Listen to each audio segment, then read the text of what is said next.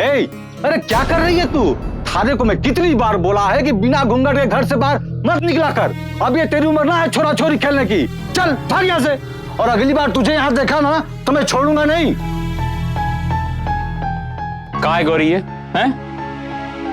थारे को अपने भाई साहब की इज्जत की परवाह होती तो यूं घूंघट गाड़े बिना बाहर ना जाती। भाई साहब, इससे अपने भाइयों की इज्जत की परवाह कहाँ है? पूरे गांव में ऐसे ही घूमती रहती है, कुछ मान मर्यादा है या नहीं?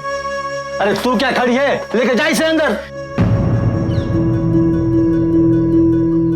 चल अटे बैठ। देख छोरी, तुम्हारे हाथ पीले करने की उम्र हो जा रही है। बींदनी बनने वाली है तू, बींदनी।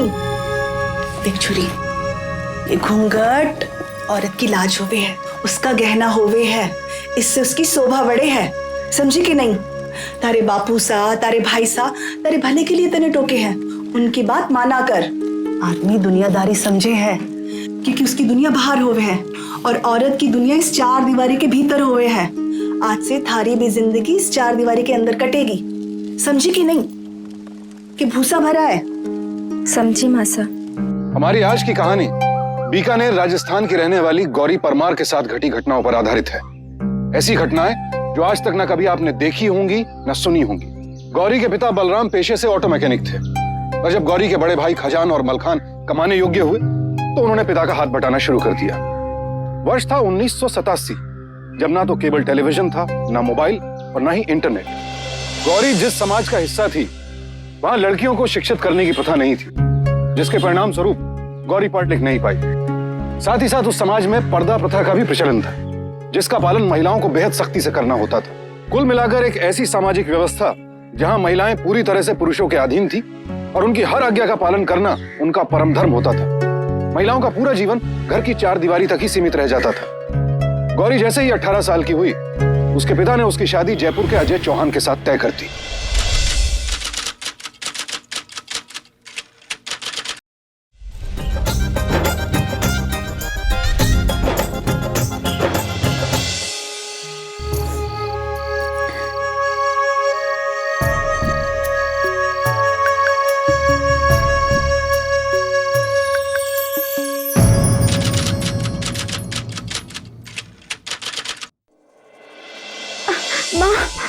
माँ, वो लोग आ गए क्या?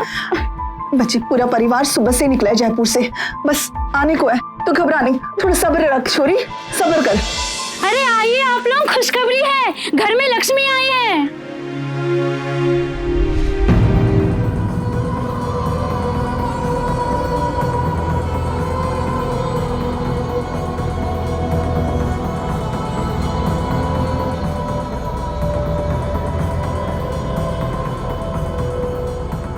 क्या हुआ मासा? बापू साहब, क्या हुआ? उठो नहीं, लेटी रहो। क्या हुआ? क्या बात है? वो लोग आ गए ना? रास्ते में उनकी गाड़ी की टक्कर हुई थी। थारी सासू मां तो बच गई, पर थारो बीन नहीं, नहीं।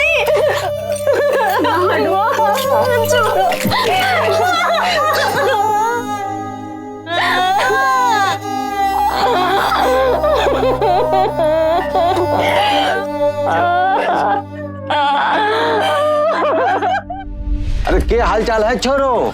अच्छी खबर खोनी बापू साहब। अरे क्या हुआ? सब कुछ खत्म हो गया बापू। भाई साहब, पानी लेकर आओ। भाई साहब क्या हुआ? माजी ने क्या कहा? गौरी, थारे लिए अच्छी खबर कौन?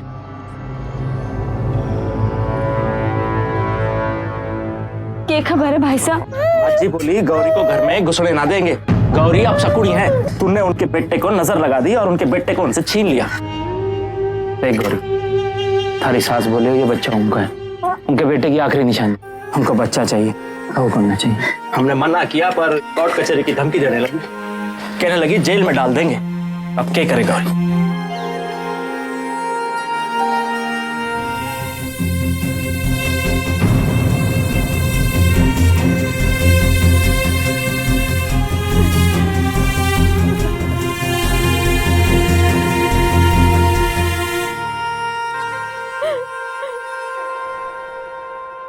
गौरी अभी अपने पति की मौत के सदमे से भी नहीं उबर पाई थी कि अब उसे अपनी बच्ची से बिछड़ना पड़ रहा था। किसी भी परिवार में पिता की मौत के बाद बच्चों पर पहला कानूनी हक मां का होता है, और अगर गौरी चाहती तो वो कानूनन अपनी बच्ची को अपने पास रख सकती थी, लेकिन अपने भाइयों और माता पिता की बात का निरादर करना उसके बस में नहीं था। लेकिन आखिर गौरी के घर वाले उसकी ससुराल वालों की धमकी में इतनी आसानी से कैसे आ गए? कहीं इस बात के पीछे कोई और राज तो नहीं छिपा था?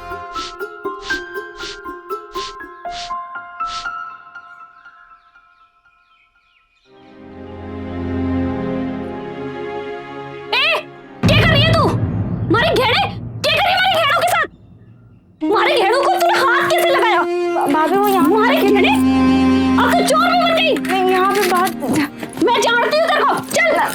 मैं तो झाड़ू लगा रही थी और गहने बाहर पड़े थे, तो मैंने सोचा मैं अंदर रख दूं। मैंने चोरी ना की। चुप कर, वो तो मैंने देख लिया, वरना तो मेरे गहने गायब हो जाते।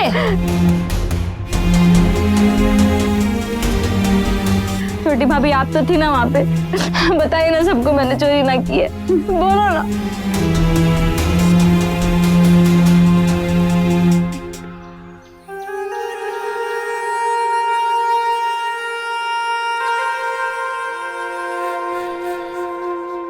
देख गौरी, थारे लिए जो रिश्ता है उसे हाँ कर दे। मान जा गौरी। थारी उम्र ही क्या है अभी, पति के घर जाएगी तो सुखी रहेगी। इस उम्र में थारा विधवा का रूप खटकता है हमारी आंखों में बहना, दिल चीर जाता है हमारा थारी तकलीफ देख के। देख गौरी, अपनी भाभीियों को तो तू जाने है, ऐसे हालात में यहाँ रहेगी तो घर का क्लेश तो सिर्फ बढ़ना ही बढ़ना है। अपनों की बात मान ले, शादी के लिए हाँ कर दे। मुझे पूरा भरोसा है इस बार तेरा जीवन सुखी रहेगा। हाँ बहना, मान जा।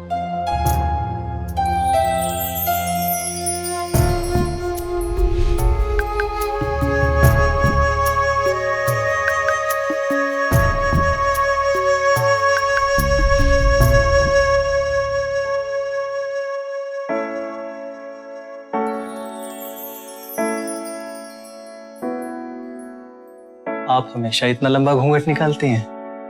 जी। फिर तो आपको मुश्किल हो जाएगी इस शहर में। क्यों? क्यों? क्योंकि भाई बंबई शहर में आप एक अकेली लड़की होंगी जो घूंघट में दिखाई देगी। जब आपके साथ चलूंगी तो घूंघट नहीं निकालूंगी। अच्छा, लेकिन गौरी, मेरा ज्यादातर वक्त सफर में गुजर जाता है। महीने के बस 12-13 दिन ही मैं घर पे रहता हूँ, इसलिए तुम्हें अपनी ये जो घूंघट निकालने वाली आदत है ना, उसे बदलना पड़ेगा। अरे गौरी, अरे मासा देखो, अपनी गौरी आई है। अरे अच्छा अच्छा अच्छा, चल चल चल चल चल चल।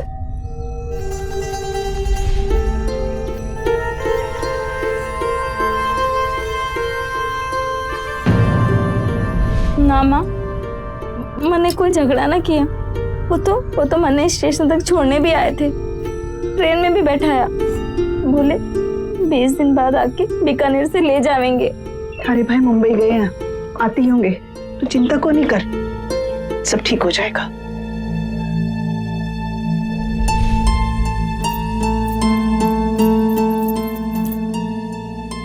भाई साहब, आप मिले उनसे? ना मत ले उस पाखंडी का, वो थारो बींद नहीं,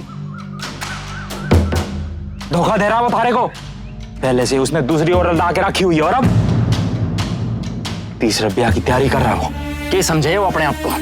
एक दिन देख लेंगे साले को, और अब देखो उसके पास जाने की जरूरत ना है। हम भाई अभी जिंदा है, तेरा ख्याल रख लेंगे।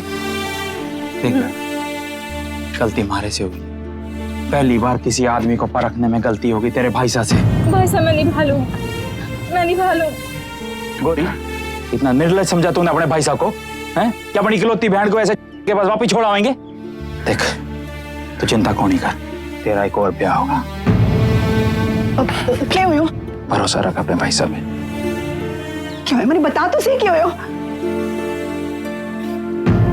मात्र 21 वर्ष की आयु में गौरी का घर दूसरी बार उजड़ने जा रहा था। उसके भाइयों ने मुंबई से लौटकर उसे बताया कि उसका पति पहले से शादीशुदा था और अब वो गौरी को त्याग कर एक और शादी करने जा रहा था। गौरी अपने दुर्भाग्य को अभी ठीक तरह से समझ भी नहीं पाई थी कि उसके पिता और भाइयों ने उसकी तीसरी शादी की तैयारी शुरू कर दी। और इस निर्णय में ना तो किसी ने गौरी से सलाह मशवरा किया, ना ही उसका कानूनन तलाक हुआ था। यह एक अपराध था। हिंदू मैरिज एक्ट के तहत एक जीवन साथी के जीवित होते हुए उससे तलाक लिए बगैर दूसरी शादी करना अवैध है, अपराध है। लेकिन गौरी के पिता और भाई कानून को ताक पर रखकर उसकी तीसरी शादी के लिए आतुर थे। क्या इस नए संबंध को लेकर भी गौरी को अंधेरे में रखा जा रहा था? देखा, उस साल में ही परमार परिवार ने बहुत तरक्की कर ली है। कुछ समय तो पहले बाप और बेटे सड़क के किनारे रिक्शा रिपेयर करते थे, आज देखो अपना गैरेज खोल लिया। और कितना पैसा देंगे इस आदमी को हम? इसकी तो अब नौकरी भी करनी। कैसा निर्लज आदमी है, अपनी बिंदी के लावे पीछे से जिंदगी चलाना चाहता है। आज हमारा धंधा के चल निकला, दुनिया मुंह फाड़े खड़ी हो गई। टकसाल खोल रखा है हमने कि जो भी लोग पैसा मांगते जाएंगे और हम देते जाएंगे। गौरी मारी लाडली बहन जरूर से, लेकिन इसके तीसरे बिंद को और पीछा देने की मारी औकात नहीं है। छोरी अगर घर में बैठती है तो बैठे रहने दो। हाँ कुछ इधर क्या खड़ी है? चल चल के खाना खा ले, कुलक्षणी कहीं की। गौरी के भाइयों ने उसकी तीसरी शादी को बचाने की भी कोई खास कोशिश नहीं की। दहेज लेना और देना दोनों अपराध हैं, और अगर गौरी के भाई चाहते तो उसके पति को डाउरी प्रोहिबिशन एक्ट के तहत अदालत ले जा सकते थे, या फिर बातचीत के जरिए मामले को निपटाने की कोशिश कर सकते थे। लेकिन उन्होंने दोनों विकल्पों को दरकिनार कर गौरी की चौथी शादी की तैयारी शुरू कर दी।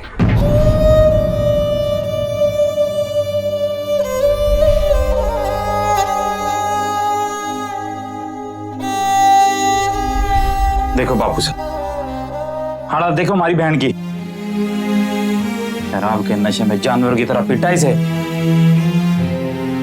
उसे पता था कि छोरी का 3 बार पहले ब्याह हो चुका है। अगर उसे त्रास था तो शादी के पहले बताना था। अब ये हाल करके भेजा है वापस उसने। बापू साहब, अब सीधी सी बात है, अब हमारे बेड़ा को हम वापिस ना भेजेंगे। नाडो, तुम्हारी बात तो सुन बेटा। वो जैसा है मेरा पति है। सुन बेटा, और एक शादी ना टूटने दूंगी मैं। तू क्यों वापस जाने की जिद पकड़े बैठी है बेटा? गौरी, अपने भाई साहब की बात मान ले, वापस मत जा। भाई साहब, उसे जाना है ना, हम उसे ले चलते हैं। गौरी तुझे जाना है ना, चल हम तुझे लेके चलते हैं। चला जा। मौसा आप ठहरो। आओ भाई साहब। चिंता ना कर, मैं देखता हूँ।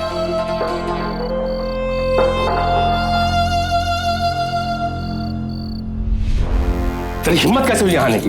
मैंने तेरे भाइयों से बोल दिया था तेरी शकल नहीं देखनी, और तू फिर यहाँ आ गई। चल निकल। जी सर, इसको नहीं कही, कुछ नहीं सुना। बोला था ना मैंने तारे को, अपनी बात नहीं मानी। चल अजीजा से जा रहे। गौरी अभी 24 साल की भी नहीं हुई थी और उसकी चौथी शादी टूटने वाली थी। वो समझ नहीं पा रही थी कि दोष दे तो किसे, अपने हालात को, किस्मत को, या फिर अपने पतियों को।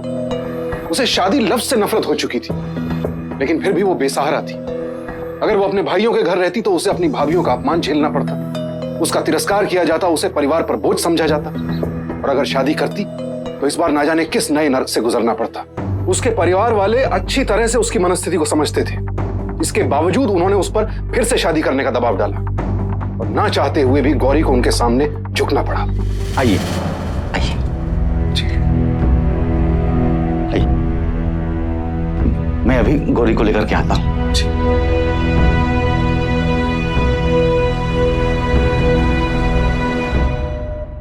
गौरी बेटा, मैं नहीं चाहता कि तुम्हारे जीवन में बार बार कोई दिक्कत हो। तू जाकर के अपने बारे में ना पूरा साफ साफ बता दे। आप मुझसे शादी करने आए, वो भी बिना दहेज की? क्या आपको मेरे भाई साहब ने बताया नहीं कि पहले भी मेरी 4 शादियां हो चुकी हैं? हाँ पता है मुझे, तुम्हारे भाइयों ने सब बता दिया मुझे। और आप फिर भी मान गए? मेरी भी एक शादी हो चुकी है। 5 साल पहले पत्नी का स्वर्गवास हो गया। 2 बच्चे हैं मेरे, 12 साल की बेटी और 8 साल का बेटा। उनको माँ की जरूरत है और मुझे पत्नी की। अगर आपको जरूरत है तो मेरी भी एक शर्त है। अगर मेरे भाई साहब ने आपको बता दिया है कि मेरी 4 शादियां हो गई हैं, तो आप इतना तो समझ ही गए होंगे कि मैं अब और धोखा बर्दाश्त नहीं कर सकती।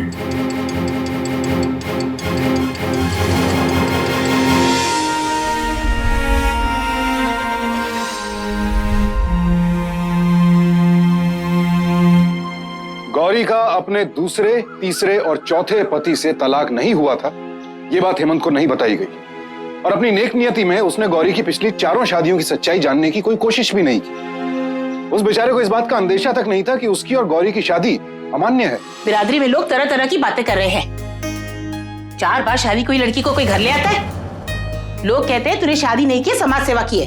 अब हंस मत, लोगों के ताने तो मुझे ही सुनने पड़ते हैं ना। अरे माँ, सबकी अपनी सोच होती है, मेरी अपनी है। नियति, पंकज चलो, स्कूल के लिए देर हो रही है, जल्दी चलो। सीख गया ना? चल, तुमने बाल कैसे बनाए? लाओ ठीक कर देती हूँ। अरे तुमने तस्मे बांधने सिखा दिए? मैं सोचता था मैं सिखाऊंगा। चलो चलो जल्दी करो, साइकिल बाहर निकालो, स्कूल के लिए देर हो रही है। देखो, माँ की बातों का बुरा मत मानना, वो अपने ख्यालों में रची बसी है। ऊपर से तुम आ गई हो तो उसके पास तो कुछ काम ही नहीं बचा अब। नहीं, बुरा नहीं मानती। देखो, मैं शाम को जल्दी आऊंगा, सिनेमा चलेंगे। तीसरी और चौथी शादी की दुर्दशा के बाद आखिरकार गौरी को एक ऐसा पति मिला जिसने उसे पूरे स्नेह और सम्मान के साथ स्वीकार किया। पेशे से हेमंत एक स्कूल टीचर था जो एक सरल और संतुलित जीवन जीने में विश्वास रखता था। पहली शादी से हुई बेटी को खो देने के दुख और कमी को हेमंत के बच्चों ने काफी हद तक पूरा कर दिया, लेकिन गौरी के जख्म गहरे थे। उसे अब भी हर पल ये चिंता सताती थी कि कहीं भाग्य उसके साथ कोई और अनहोनी न कर दे। गौरी अपनी तरफ से पूरी कोशिश कर रही थी कि वो एक आदर्श बहू और पत्नी साबित हो, और जब हेमंत को पुराने कर्ज चुकाने के लिए रुपयों की जरूरत पड़ी तो गौरी ने उसके कहे बिना ही अपना स्त्रीधन हेमंत को देने का फैसला कर लिया। पहले खबर दे देती तो छोटे को भेज देता गाड़ी स्टेशन थारे को लेने वास्ते। यू अकेली आ गई तू। अरे बहना, ऐसे क्या देख रही हो? ये हमारा नया घर है, पसंद आया थारे को? मासा देखो, गौरी आई है।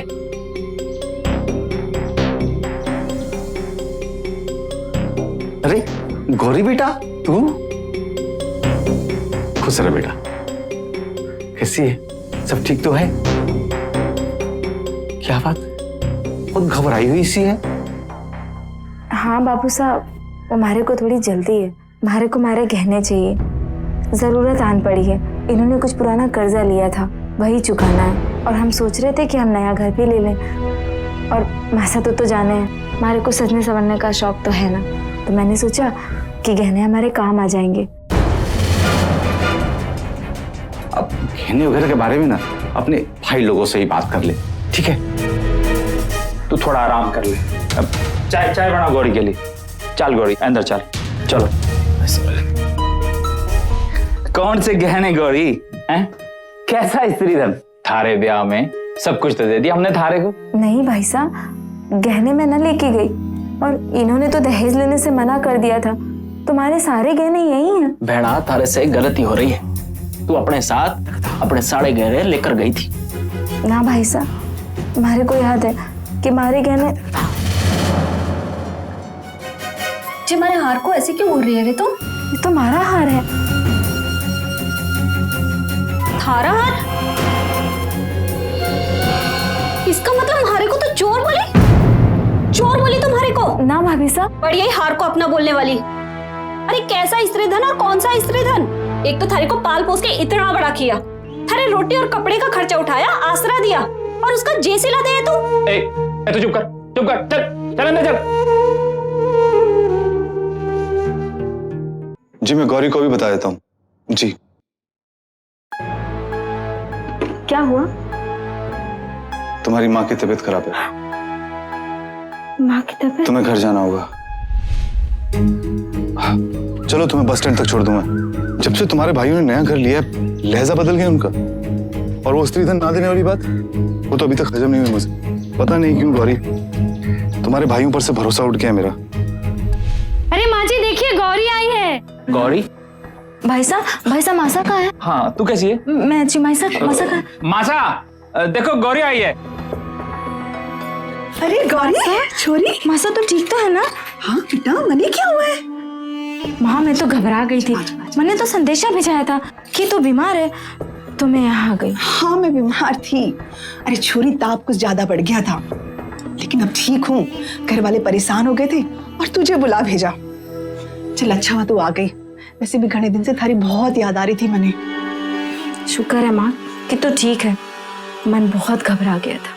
चल कोई बात नहीं, अब जब तू आ गई है ना तो हफ्ता भर रुक कर जाना, ठीक है? ठीक है माँ, पर मैंने ना संदेशा भिजवाना है पहले। हाँ तू चिंता ना कर, देख तू सफर से आई है ना, थक गई होगी, तू आराम कर ले थोड़ा। मैं अभी बींदनी को बोल के तेरे घर पे फोन करवा देती हूँ, ठीक है? चल बींदनी, अरे ओ बींदनी, जब गौरी के ससुराल में जाके फोन कर दे।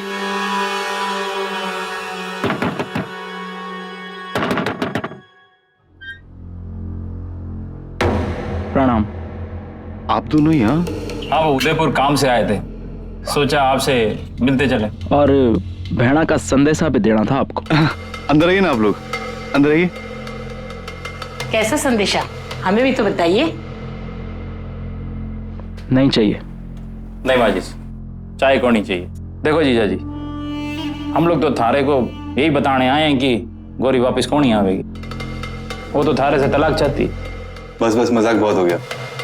ये बताओ उदयपुर कैसे आना हुआ? गौरी परेशान है थारे से, फिर माता जी की दिन भर खिटखिट, और थारे बच्चों ने तो जी में जंजाल कर दिया है हमारे बहना का। क्या बकवास कर रहे हैं आप लोग? ये तो गौरी की वाणी है। गौरी को आपसे तलाक चाहिए, और तलाक की कीमत है 3 लाख रुपया, वो भी नगद। किस बात के 3 लाख? हम एक पैसा भी नहीं देंगे। अरे माँ जी साहब, शायद आपकी याददाश्त थोड़ी कमजोर है, आप तो बहुत जल्दी भूल जाते हो। अरे आप इन्हें तो गौरी को बार बार दहेज के लिए परेशान किया था, जान से मारने की और जिंदा जलाने की धमकी भी दी थी, याद है? पूरा का पूरा दहेज उत्पीड़न का मामला बनता है।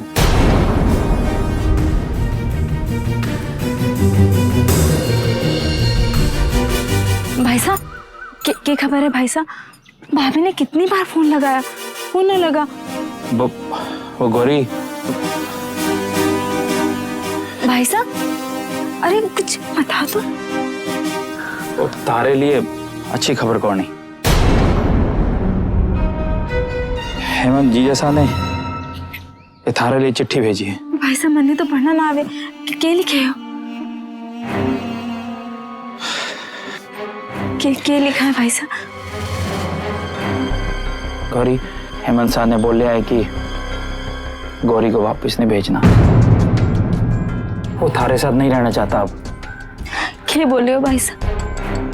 हेमंत थारे से तलाक चाहता है। उसने इस चिट्ठी में लिखा है कि उसे उम्मीद थी कि तू अपने भाइयों से पैसा लेकर आएगी, पर उसकी उम्मीद पूरी ना हुई, इसलिए वो तेरे से कोई रिश्ता न रखना चाहता है। झूठ बोले हो भाई साहब, तुम दोनों झूठ बोले हो।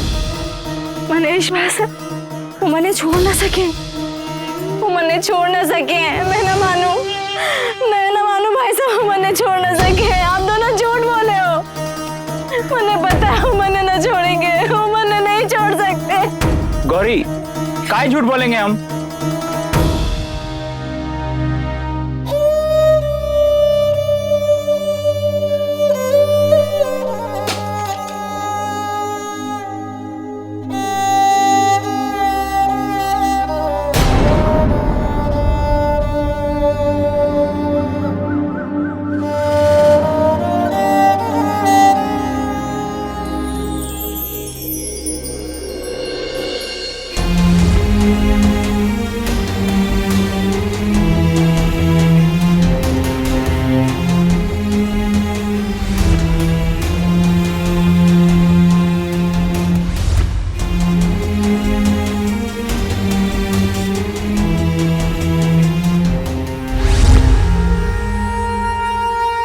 अपने भाइयों की बात पर विश्वास न करना गौरी के स्वभाव में ही नहीं था।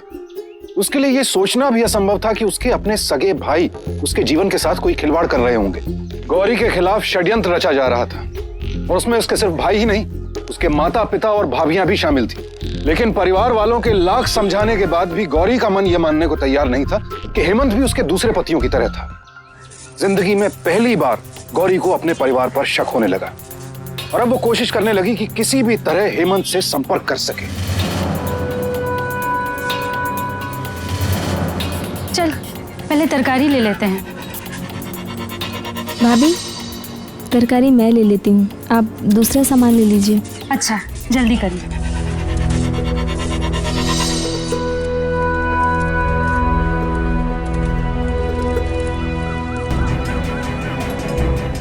ये नंबर मिला दीजिए।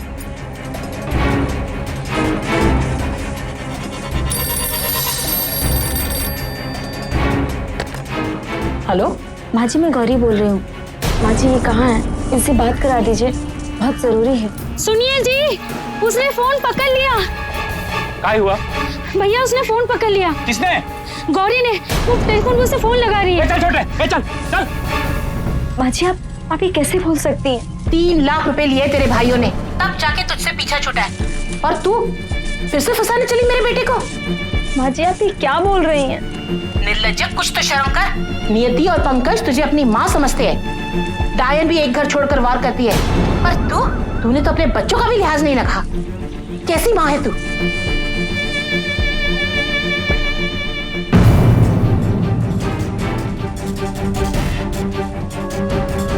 कटे। यही तो थी। भाई साहब वो उधर जा रही है।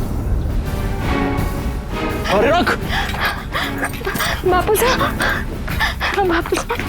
बापू साहब, जाने हो, भाई साहब ने मेरा तलाक करवाया है। पूरे 3 लाख में मेरे तलाक का सौदा किया है। बाबू साहब, आप कुछ बोलते क्यों नहीं? माँ साहब पता है माँ जी क्या कह रही थी? माँ जी बोल रही थी कि रिश्ता मैंने तोड़ा है। छोरी, थारे को मैंने मना किया था ना फोन करने को। और तू बिगड़ी, सारा ध्यान किधर था? थारे को मैंने बोला था छोरी पे नजर रखने को। बापू तू भी? माँ तू भी? तुम सब मिले हुए हो? तुम सबने मिलकर मेरे साथ ऐसा किया?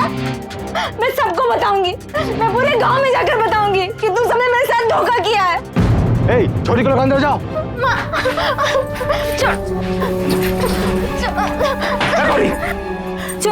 छोड़ो मुझे, मैं जाऊंगी। छोड़ो गौरी, छोड़ो मुझे।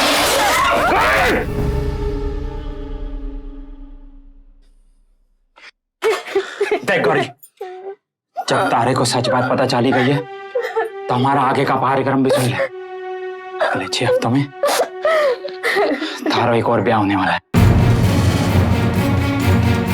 और थारा अगला पति थारे वास्ते 5 लाख देने वाला है, पूरे 5 लाख।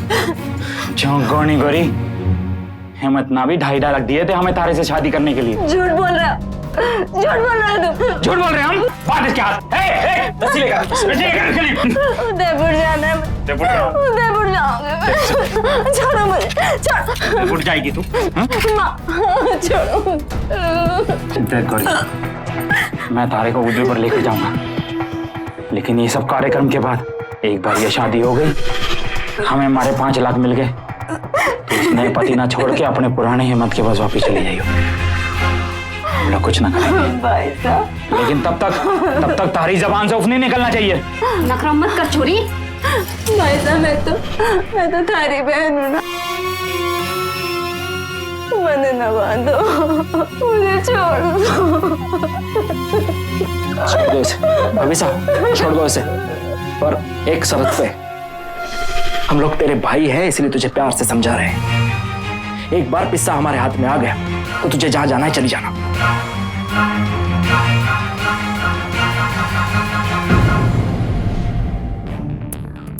ए छोरी, कहाँ जा रही है? भाई साहब पानी लेने जा रहे थे। पीला।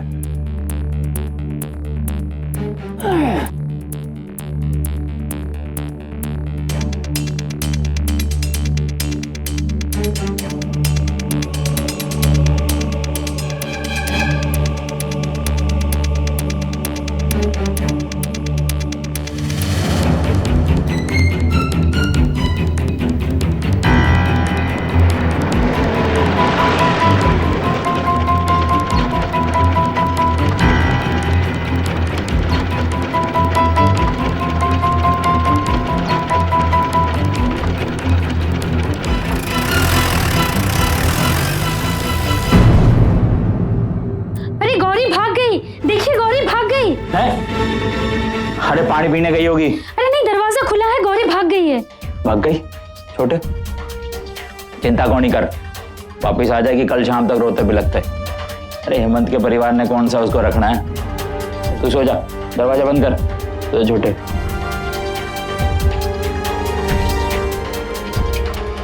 चल चल यहाँ से। पूरा मेरा हंसता खेलता घर उजाड़ के रख दिया। अरे माँ, क्या कर रही हो तुम ये? सांस नहीं रहा। अरे पड़ी रही यहाँ, पड़ी रही। अरे माँ, क्या कर रही हो? इसे क्यों बचा रहे? अरे बात तो करके एक बार। क्या बात करनी है? इसने क्या अपने भाइयों से पैसे वापस ले ले, वरना पानी भी नसीब नहीं होगा इसे। माँ, गौरी को सड़क पे छोड़ दूंगी। कोई जरूरत नहीं उसे के बारे में सोचने की। मेरे घर में इसके लिए कोई जगह नहीं। अरे माँ, बात तो कर ले एक बार उससे। नहीं जाऊंगी इस घर से, मर जाऊंगी तब भी नहीं जाऊंगी, यहीं रहूंगी। तुम दोनों यहाँ क्या कर रहे हो? चलो अंदर, चलो नाश्ता कर लो, चलो। और तुम अभी तक यहाँ से गई नहीं? चली जाओ यहाँ से। नहीं जाऊंगी। नहीं तो तुम्हारी खैर नहीं। बाजी,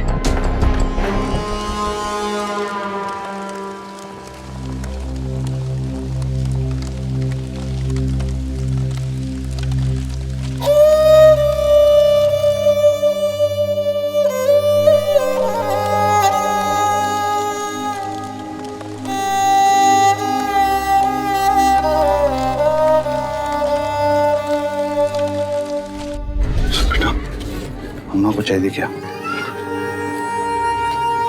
यहीं खड़ी रह बेटा। ओए, क्या कर रहे तू? क्या कर रहे? कुछ नहीं। चल उतर, उतर। कोई जरूरत है इसकी खातिरदारी करने की? उतर यहाँ से, उतर। माँ, चल। चाय पी लेगी? और तू इन्हें रोकता नहीं है सब करने से? तू भी चल अंदर। खबरदार जो इसकी कोई खातिरदारी की है, कोई रंग करने की जरूरत नहीं इसमें। चल अंदर, माँ, चलो कुछ सबके नहीं सब। खाया। सबके सब अंदर चलो, चलो। नहीं खाया तो कोई बात नहीं, तुझे परवाह करने की कोई जरूरत नहीं। बेटा खाना खा ले बेटा।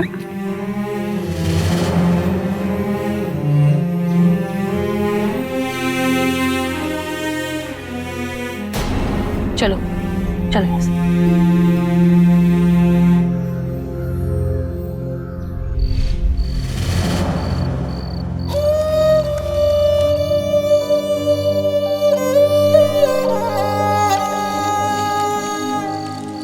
माँ, अगर गौरी दोषी होती तो वो यहाँ इतनी देर नहीं रुकती, वो बीकानेर चली जाती। फैसला आपका है माँ, आप जैसा कहेंगी मैं वैसा कर लूंगा।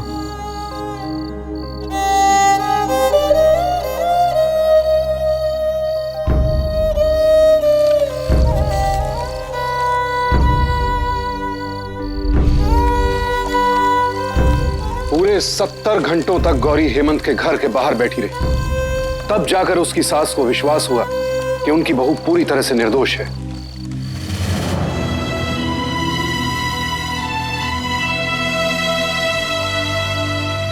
खाना खाता।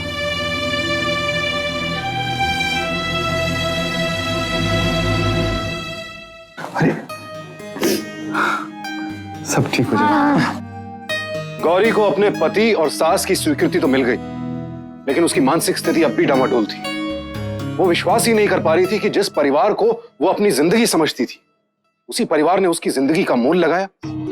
शायद ये हेमंत के परिवार का स्नेह ही था जिसने गौरी को पूरी तरह बिखरने से बचा लिया। पर अब भी गौरी के सामने कई सवाल थे और वो चाहकर भी खुद को इन सवालों के चक्रव्यूह से बाहर नहीं निकाल पा रही थी।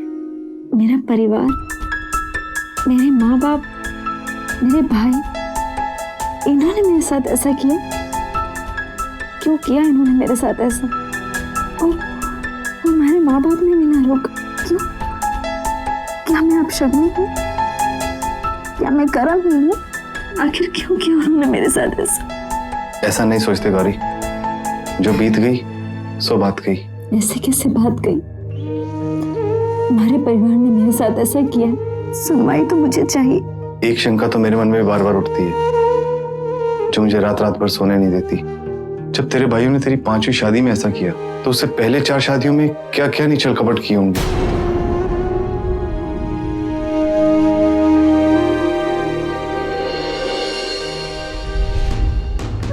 जी बोली गौरी को घर में घुसने ना देंगे। गौरी अब शकुनी है। देख गौरी, थारी सास बोले ये बच्चा उनका है, उनके बेटे की आखिरी निशानी। हमको बच्चा चाहिए। वो थारो बींद नहीं, पहले से उसने दूसरी औरत ला के रखी हुई है और अब तीसरे ब्याह की तैयारी कर रहा हो। 3 लाख रुपए दिए हैं तेरे लिए।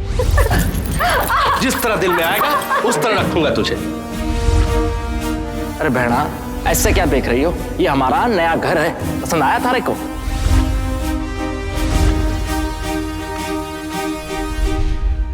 मुझे सच जानना होगा। आप दोनों अपनी जगह पे सही हैं। मैं उनके खिलाफ एफआईआर दर्ज कर देता हूँ, लेकिन कोर्ट में आपके भाई बहुत आसानी से छूट जाएंगे। पर इंस्पेक्टर साहब, मैंने खुद अपने हाथों से 3 लाख रुपए दिए थे उन्हें। 3 लाख रुपए? आपके पास उसकी कोई रसीद है? कोर्ट में आपके माँ बाप, आपकी भाभियां आपके भाई के समर्थन में ही गवाही देंगी। तो क्या हम बिना लड़े ही हार मान लें? मैंने ऐसे कब कहा?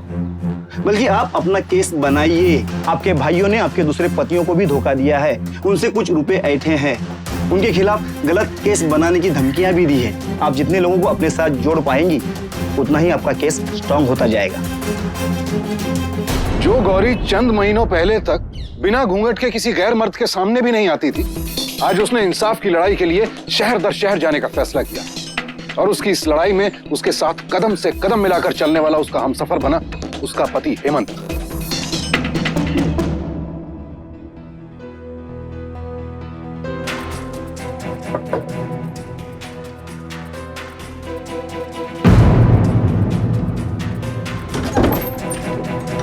गौरी, तू आ अंदर आ। जब से मेरा बेटा गया है तो मेरी जिंदगी सूनी हो गई है। अब तो बस मीरा के लिए ही मैं जी रही हूँ। मीरा से मिलोगी? जी माँ जी। मीरा। जी दादी साहब। आ बेटा, तुम्हारी मम्मी आई है। तेरे भाइयों ने यहाँ आके हमें कहा कि तू अब हमारे पास वापस आना नहीं चाहती है, तेरा मन उब गया है हमसे। और जब हमने मीरा के बारे में पूछा तो बोले तू मीरा को अपने साथ रखना नहीं चाहती है। जी बोली गौरी को घर में घुसने ना देंगे, गौरी अब शकुनी है। और बोले वो हमें मीरा को दे देंगे और इसके लिए हमें 6 लाख रुपए तेरे भाई को देने पड़ेंगे। और तेरे भाई की बातों पर हमें यकीन नहीं था, लेकिन मीरा के बारे में सोचकर हम घबरा गए, इसलिए चुपचाप तेरे भाई को 6 लाख रुपए हमने दे दिए। हमें इंसाफ दिलाने में हमारी मदद करेंगी आप? हमसे जितना भी बन पड़ेगा हम जरूर आपकी मदद करेंगे। इसके भाई मुझे मिलने आए थे।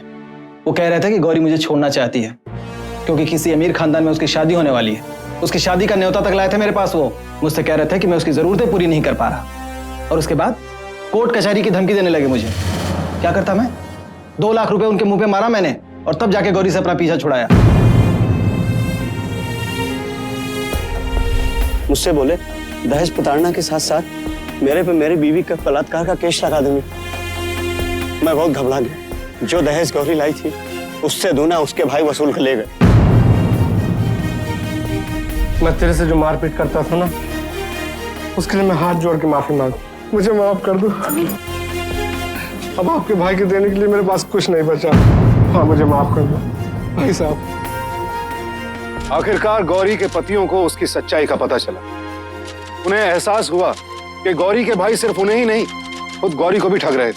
गौरी के पूर्व पतियों और उनके रिश्तेदारों ने गौरी का साथ देने का फैसला किया। उन सब ने एक हलफनामे पर हस्ताक्षर किए जिसमें उन्होंने गौरी के भाइयों के खिलाफ बयान दिया और गौरी से वायदा किया कि वो उसके भाइयों के दबाव में नहीं आएंगे और अदालत में भी अपने बयान पर कायम रहेंगे। हिंदू मैरिज एक्ट के अनुसार बिना तलाक लिए दूसरी शादी करने के जुर्म में बाइगमी के लिए आईपीसी की धारा 494 के तहत अभियुक्त पर मुकदमा दायर किया जा सकता है। हमारे कानून के अनुसार तलाक के लिए पति पत्नी को एक दूसरे के सामने डिवोर्स कोर्ट में पेश होना पड़ता है और फिर डिवोर्स कोर्ट ही उनके तलाक को मान्यता प्रदान करता है। गौरी तो अनपढ़ थी, लेकिन अगर उसके पतियों को कानून की जरा सी भी समझ होती तो उसे इन 5 शादियों से कभी ना गुजरना पड़ता। सामने वाली पार्टी की तो ये खबर आ रही है कि वो शहर छोड़कर भाग चुके हैं।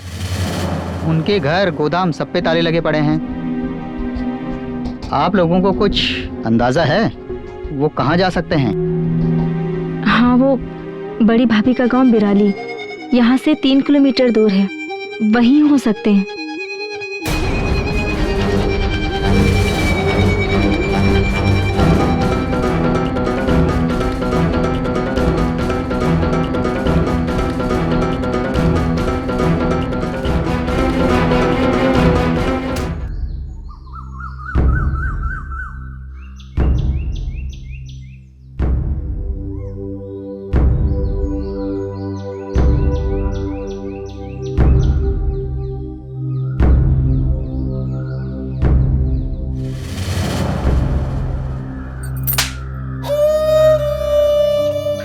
साथ ऐसा? क्यों किया मेरे साथ ऐसा? आपने क्यों किया मेरे साथ ऐसा? हमें माफ कर दे गौरी। जो कुछ भी किया सब इसी के लिए किया। 4 लाख का कर्जा है हमारे सर पर, कैसे उतारेंगे? पागल हो गया कि थारी सगी बहन है, अब बच्ची को बेच आएगा। कैसा पति चुना है तुम दोनों ने? अब भी इसे दहेज के लिए मुंह फाड़ने लगा है। अभी जितना दहेज मांगता है देते जाओ, फिर वापस उसी से तो लेना है। ऐसे बस छोरी की शादी करवा दी, वो तो एक दिन छोरी को ही जान से मार दे रहे हैं। बापू साहब 6 महीने की तो शादी है, 3 लाख रुपए दिए तो शादी करवा दी। और वैसे भी हमने गौरी के लिए नया पति ढूंढ लिया है, जयपुर में सब टीचर है। परिवार नहीं हो तुम सब मेरा। शांत हो जाओ गौरी, शांत हो जाओ। भाई बाप माँ सब कलंक के कलंक। शांत हो जाओ गौरी, शांत हो जाओ। मुझे धोखा दिया, सबने मुझे धोखा दिया। उन्हें उनके किए की सजा मिल गई, तुम शांत हो जाओ। गौरी को अपने सवालों का जवाब जरूर मिला, लेकिन उसके मन को वो शांति नहीं मिली जिसकी उसे तलाश थी। शायद गौरी मन ही मन ये उम्मीद लगाए बैठी थी कि उसके परिवार वालों ने उसके साथ जो किया उसके लिए जरूर उनके पास कोई ठोस वजह रही हो, लेकिन वास्तविकता में उसे लालच और नीचता के अलावा कुछ दिखाई नहीं दिया। बड़ा विचित्र केस है ये, लेकिन अगर थोड़ी सी गहराई से सोचें तो शायद उतना विचित्र न लगे। जिस समाज में दहेज के लिए लड़कियों को जला दिया जाता है, दहेज के कानून का दुरुपयोग निर्दोष लोगों के खिलाफ किया जाता है, इज्जत के नाम पर प्रेमी जोड़ों की निर्मम हत्या की जाती है, लड़कियों पर एसिड फेंका जाता है, उस समाज में अगर एक परिवार ने पैसे कमाने के लिए अपनी बेटी की 5-5 बार शादी करा दी तो कौन सी हैरानी की बात है। हमारे कानून में यह साफ साफ निर्देश दिया गया है कि हर शादी का पंजीकरण यानी कि रजिस्ट्रेशन अनिवार्य है, और अगर आप तलाक चाहते हैं तो उसके लिए भी आपको एक निर्धारित कानूनी प्रक्रिया से गुजरना होगा। अगर आपकी शादी कानूनन वैध नहीं है तो आपको विवाह के द्वारा मिलने वाले सारे कानूनी अधिकार अमान्य हो जाते हैं। गौरी की दुर्दशा का कारण सिर्फ उसके भाई और पिता नहीं थे, उसका अशिक्षित होना, एक पर्दे के पीछे अपनी पूरी जिंदगी बिताना, ये भी बहुत बड़ी वजह थे। और जब तक समाज में ऐसी कुरीतियां रहेंगी तब तक गौरी जैसी लड़कियों का शोषण होता रहेगा। अब मुझे सुशांत सिंह को इजाजत दीजिए, कल आपसे फिर मुलाकात होगी एक और सत्य घटना के साथ। सावधान इंडिया, इंडिया फाइट्स बैक।